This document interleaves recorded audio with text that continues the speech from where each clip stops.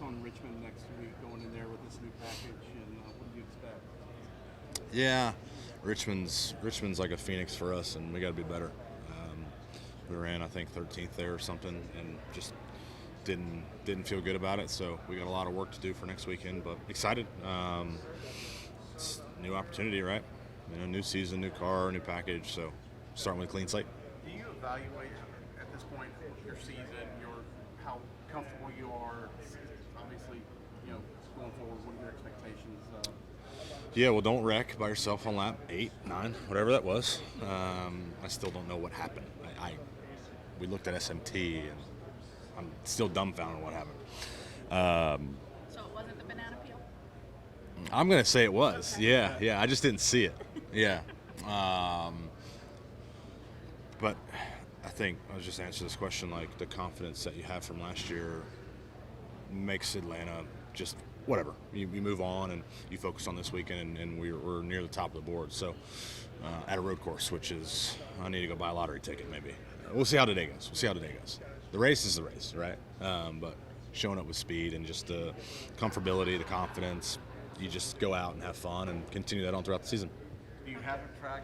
Sorry, Kelly. Do you have a track going forward that you think is your track you're going to nail?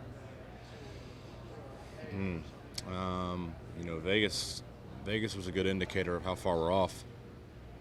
So that has Kansas coming up, right? So we got some work to do before we get to Kansas, but Kansas is a circle for obvious reasons. Yep. Well, you said about the speed yesterday, being at the top of the board, Yep. so you might have addressed this before I came over. So who's really driving the car this weekend? I don't know. I guess the guy that was driving had just woken up from a nap, didn't know what he was doing, just laid off a heater. I'm not sure, but it was funny. Like I rolled by down the front stretch, and there's the score in pylon, and it's like 45-23, and I'm like, I come by again, and I'm like, there's probably a glitch. Like I literally said, there's probably a glitch, and like not everybody's times being registered. And then hell, we ended up 8th, I think, at the end of it. But yeah, I think just putting in a lot of work on the sim, trying to get better, and understanding, how to create time, or I guess just to say minimize time on these road course places. So we'll see. Because Denny had said that yesterday, that I think with the sim work, they're trying to see what Tyler's been doing and trying to emulate him. And he said, I still wasn't fast enough. Yeah. No, I mean, he's got me covered by 0.8, the rest of the field by half second. So, yeah, we got some work to do. But, good thing for me is Tyler and I have the same setup in. I don't think we veered too far from each other during practice. I think some minor air pressure changes, and that was it. So it's a lot of studying SMT, looking at that. I woke up this morning looking at that, and it's crazy.